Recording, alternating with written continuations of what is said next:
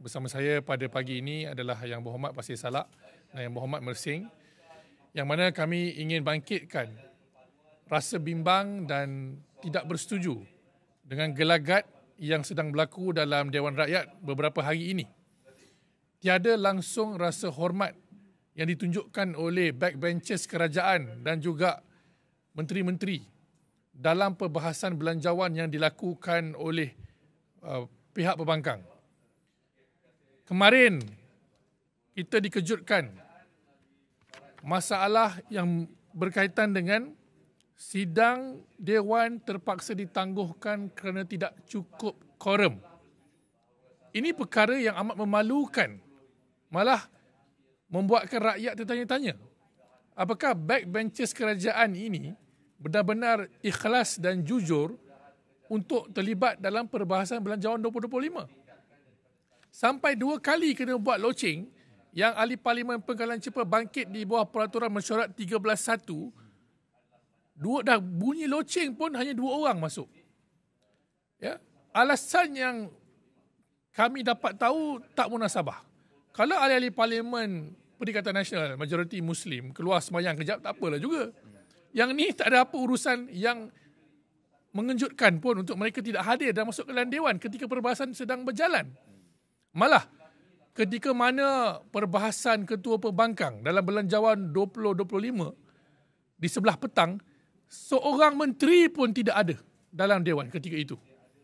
Ini jelas satu mockery, penghinaan kepada institusi Parlimen yang meletakkan keadilan kepada semua ahli-ahli Parlimen, khususnya Ketua Pembangkang, untuk apa yang beliau bahaskan didengari oleh pihak eksekutif bagi menjalankan proses semak dan imbang.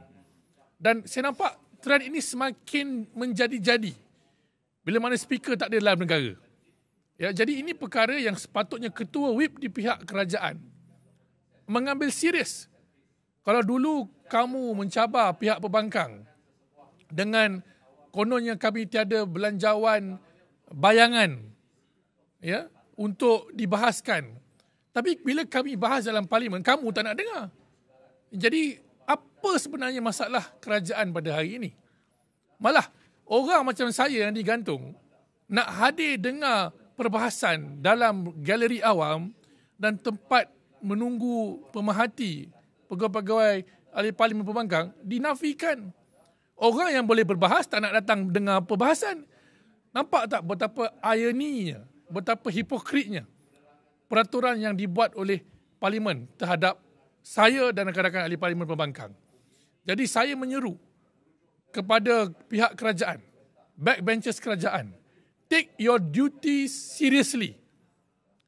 Let the rakyat know that you are also responsible to be in the Dewan to listen to our discussion, our oration berkenaan dengan bajet 2025. Jadi, saya mengecam sekeras-kerasnya perbuatan yang tidak bertanggungjawab oleh pihak kerajaan pada hari ini yang memandang enteng penyertaan dan penglibatan perbahasan ahli-ahli Parlimen Pembangkang yang mereka pandang sebelah mata dan tak peduli sama sekali.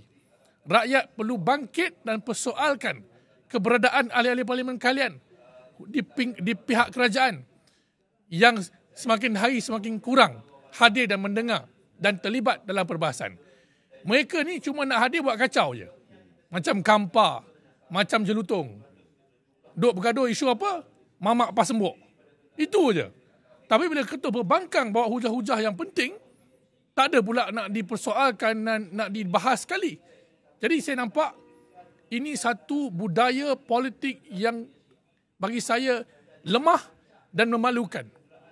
Jadi saya harap sebagai ahli Parlimen yang digantung dan rakan-rakan yang berada dalam Dewan sampai hari ini, keberadaan kami dalam sidang media ini adalah untuk menegur pihak kerajaan dan mengingatkan rakyat mereka supaya tolong make sure your MPs are being accounted for dalam sidang kali ini. Dan jangan pandang rendah ahli-ahli Parlimen Pembangkang ketika kami berbahas. Ya. Jadi saya harap Tuan Yang di-Pertua dan Ketua Whip di pihak sebelah kerajaan dapat maklum dan tahu hal ini dan ambil tindakan segera sebelum Parlimen dijadikan tempat yang dipandang enteng oleh rakyat Malaysia akibat penglibatan yang amat lemah ini oleh pihak backbenchers kerajaan.